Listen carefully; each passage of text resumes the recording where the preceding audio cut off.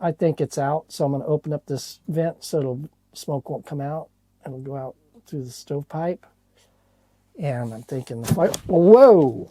Oh, yeah, it just reignited. Yeah, and there it goes. It's back on again. So,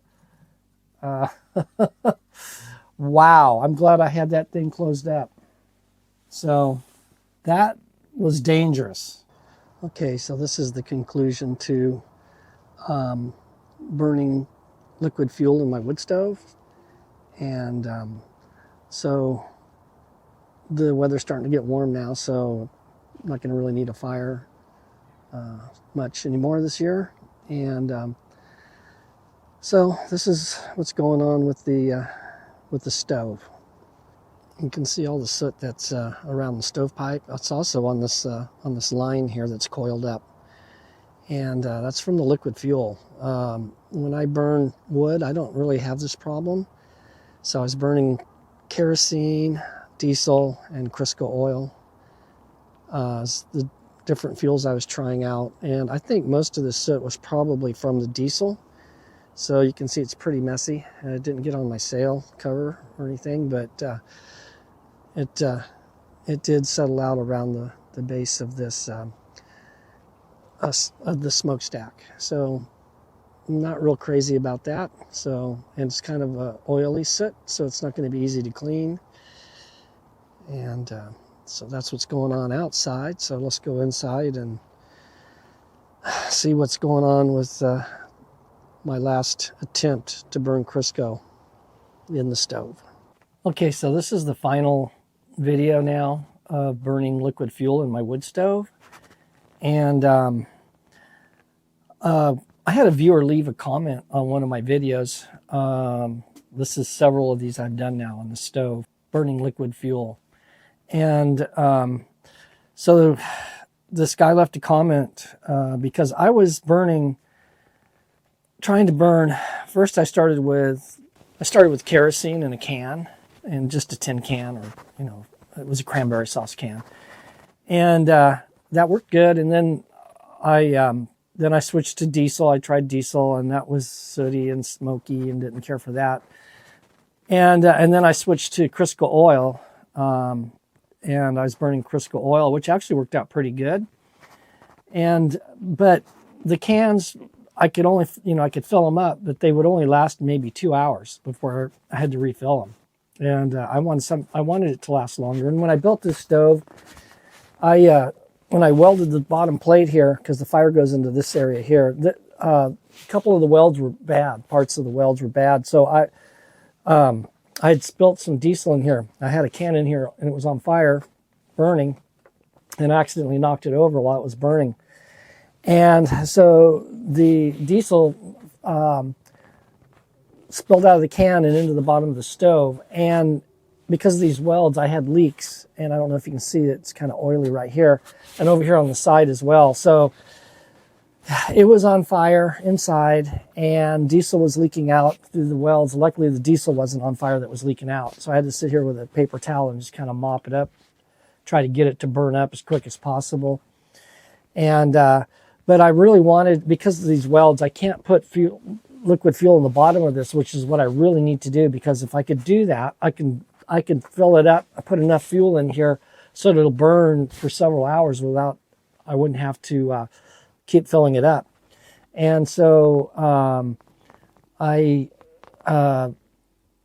because of the leaks, I can't do that. So one of the viewers left a comment, and it sounded like a great idea, because I can only get the cans in through the store, which is really small. I mean, my fist will barely fit through here. So I tried lining the bottom of the stove with heavy-duty tinfoil. So I just lined it. And then I put Crisco on top of the tinfoil, thinking that it'll burn in the tinfoil, but it won't leak out through here because the tinfoil will keep it from leaking out. Well, that didn't work. It leaked out. I don't know how, but it found its way out and was leaking. And so that didn't work. So the comment that the viewer left was using a silicone baking pan. And so I happened to find one at this store here locally, and it happened to fit in just perfect. So I put it in, and it had a lip about this tall, and it was the same diameter of the inside of the stove, a little bit bigger, but it squished down in there and it fit perfect. So I put Crisco in there on top of it, and I was kind of skeptical that I'm thinking this is going to be too hot a fire for that silicone. And so it started out good, and it was burning good, and I had quite a bit of fuel in there, a lot of Crisco. And eventually, as the time progressed and I was burning the Crisco, it started to leak out of the welds again. So evidently it melted the silicone, which ain't surprising. I mean, they do make high temperature silicone, and these silicone baking pans are designed to go in your oven, and you can bake in them. But you know, you bake it at like 350 degrees, something like that, right? So evidently the fire in here was a little hotter than that, so it burnt. I think it pretty much melted it. So I'm going to go ahead and put a rubber glove on and reach in there and see if I can pull that baking pan out of there. What's left of it, it's going to be a mess, and it's going to be real dirty, but I can see what happened with it.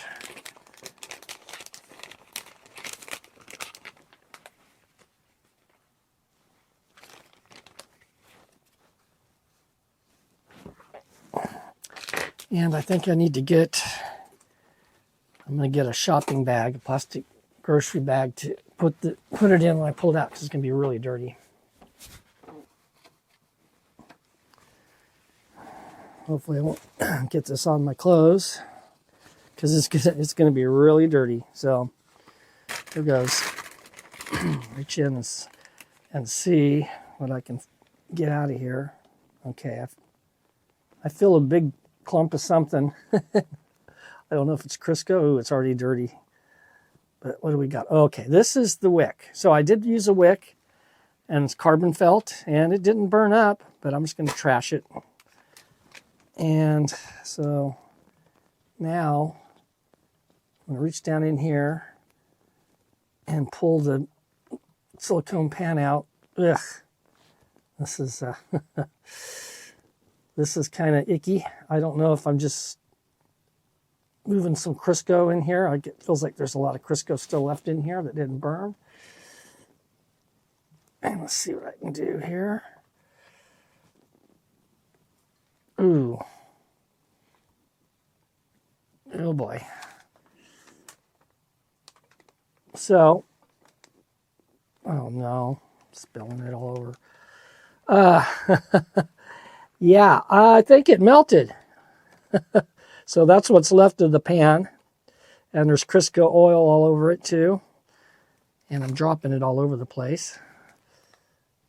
So that's going to be a mess. And I'm just going to make sure I got most of this scraped out of here with my hands while I'm doing this.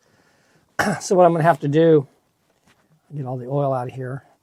Probably what I'll need to do is put some wood in here and just have a wood fire, and that'll kind of clean this out. And it'll burn up the residue that's left in here. Oh boy. Look at that. That's disgusting.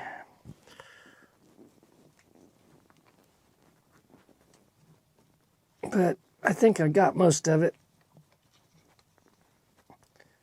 I think a good wood fire or two in here will take care of the problem. As far as all this icky stuff in here, it'll just melt it out. And but I think that's it. I'm going to go ahead and take this glove off and throw all this away.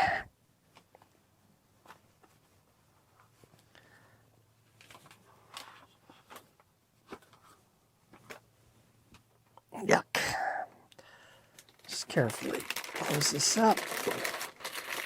And I'm going to get a paper towel. I spilt some. Luckily, I have this lip down here, and it was to catch coals. When I burn wood, anything pops out or spills out, the lip on the bottom of the stove will catch that. That's why I built it like that. So I'm going to get a paper towel and just kind of clean up a little bit.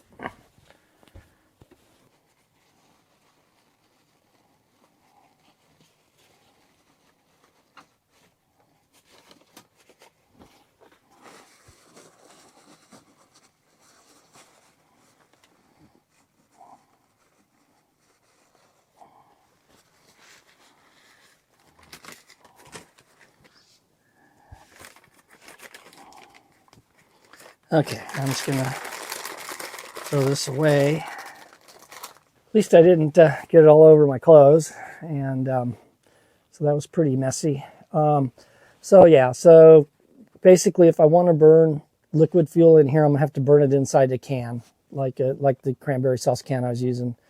And so that's how it's gonna be until I take this to fix it right so I can go ahead and put fuel in the bottom. I'm gonna have to take this stove out and grind where the weld is, where the leaks are, and just kind of grind it down a little bit, clean it up, and re-weld the bottom of the stove. So that's what it's going to take before I can burn liquid fuel in the bottom of the stove without any cans or anything. And so that's going to be kind of a pain because this thing weighs a ton, and it's bolted in here, and it's kind of hard. It's kind of hard to get out. And then I'll have to repaint it after I weld it. So I have to weld it, grind down the welds, and then repaint it. So I could probably maybe take it over to my sister's farm and use her welding equipment. They have a nice shop over there. And then bring it back over here, probably sandblast it. I do have a sandblaster at work where I could sandblast it and then paint it. Repaint it and then put it back in. So that's going to be a future project. I'm in no hurry now. Weather's getting warm. I'm not going to really need it. I use it mainly to cook on when I only have 2 burners on my inductant stovetop in the galley here. And so if I need a 3rd burner, I'll start a fire and cook on it. It works really good, especially with wood. I can cook in here. It works great. So that's it. That's the conclusion for now. If I want a fire in here, I'm just going to burn wood. I don't think I'm going to mess with liquid fuel.